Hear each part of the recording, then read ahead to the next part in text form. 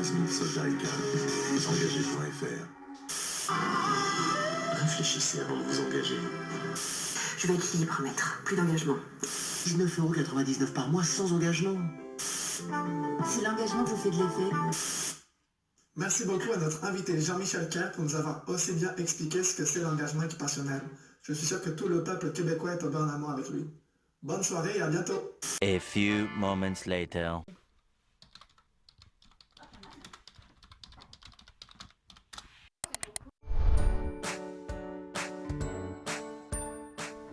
Bonjour à tous et bienvenue sur la chaîne Ergo et compagnie.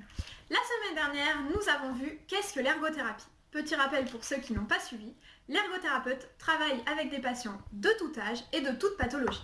Le cœur de notre métier est le lien activité et santé. Autrement dit, en jargon d'ergothérapeute, nous intervenons sur et pour l'engagement occupationnel. Mais l'engagement occupationnel, qu'est-ce que ça coûte ? Je vous laisse découvrir ça dans la suite de la vidéo. L'engagement occupationnel. Qu'est-ce que ça veut dire? Qui est concerné? Et quel est le lien avec la santé? L'engagement occupationnel est le fait de choisir, de trouver un sens, de s'impliquer et de participer à ses occupations. L'engagement occupationnel d'une personne est donc lié à sa motivation, à ses valeurs, à son autonomie et à son indépendance fonctionnelle. C'est par notre engagement dans des occupations que l'on donne un rythme à nos journées et qu'on organise notre temps. De plus, les problématiques d'engagement occupationnel font partie de l'état de santé d'un individu. Illustrons cette notion avec le cas de Madame A, 37 ans, qui connaît un état dépressif caractérisé depuis 6 semaines. Elle présente entre autres une anédonie, un fort sentiment de dévalorisation et un apragmatisme. De ce fait, Madame A ne travaille plus, elle ne participe plus à aucune activité sociale ou de loisirs et n'effectue plus spontanément ses activités d'entretien personnel et domestique. Ainsi, on peut dire que Madame A se trouve dans une situation de désengagement occupationnel, ce qui nuit à sa santé. C'est typiquement un cas où l'ergothérapie pourrait contribuer à améliorer la santé de Madame A. En effet, l'engagement occupationnel est au cœur du métier de l'ergothérapeute. Il est à la fois considéré comme un but, comme dans le cas de Madame A, dans le cas d'un enfant ayant un trouble neurodéveloppemental et peinant à s'engager dans des activités scolaires, ou encore pour une patiente paraplégique souhaitant s'engager dans des activités avec ses enfants. Mais l'engagement occupationnel peut aussi être un outil, comme l'utilisation de jeux de société en groupe, pour lutter contre l'isolement social et renforcer l'estime de soi, ou encore la danse pour maintenir les capacités physiques et cognitives de personnes âgées fragiles. L'ergothérapeute cherche donc à conférer à son patient les moyens d'accomplir certains actes et à renforcer son pouvoir de s'engager dans ses occupations. C'est ce qu'on appelle le concept d'habilitation, qu'on décline en 10 compétences. Mais comment l'ergothérapeute habilite-t-il concrètement ses patients? Nous allons nous baser sur un modèle canadien pour mieux illustrer nos propos. Avant toute chose, l'ergothérapeute travaille sur prescription médicale.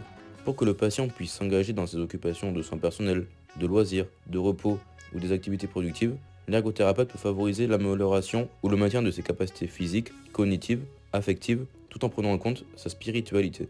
Pour cela, il pourra également agir sur l'environnement du patient. Par exemple, Monsieur T atteint de la maladie de Parkinson. Si son objectif est de maintenir son engagement dans l'occupation faire à manger, l'ergothérapeute pourra se baser sur le choix de plats qu'il aime et sur des événements signifiants pour lui, comme le goûter d'anniversaire de son petit-fils, ainsi que sur l'entraînement de ses capacités gestuelles et d'organisation. Le versant environnemental de l'habilitation de Monsieur T pourra concerner l'implication et la formation de sa femme pour lui fournir une aide adaptée, la préconisation d'aides techniques et d'aménagement, ou encore la participation à la rédaction de dossiers administratifs de demande d'aide, l'orientation vers des programmes locaux d'accompagnement des personnes atteintes de maladies neurodégénératives. Ainsi, par l'habilitation, l'ergothérapeute favorise l'engagement occupationnel et ouvre la porte à la capacité, une notion que traitera notre prochaine vidéo sur la justice occupationnelle. Merci de nous avoir suivis. J'espère que l'engagement occupationnel n'aura plus aucun secret pour vous. On se retrouve la semaine prochaine pour aborder un nouveau concept. N'hésitez pas à aimer la vidéo, vous abonner et n'hésitez pas à écrire des questions dans les commentaires. Ciao! Mais en fait, il y a plein de patients à qui on pourrait prescrire de l'ergothérapie. Va falloir que j'en parle à collègue pour qu'on en prescrive plus souvent. Je tiens à remercier les cadreurs qui ont tenu le tableau pour cette mise en scène.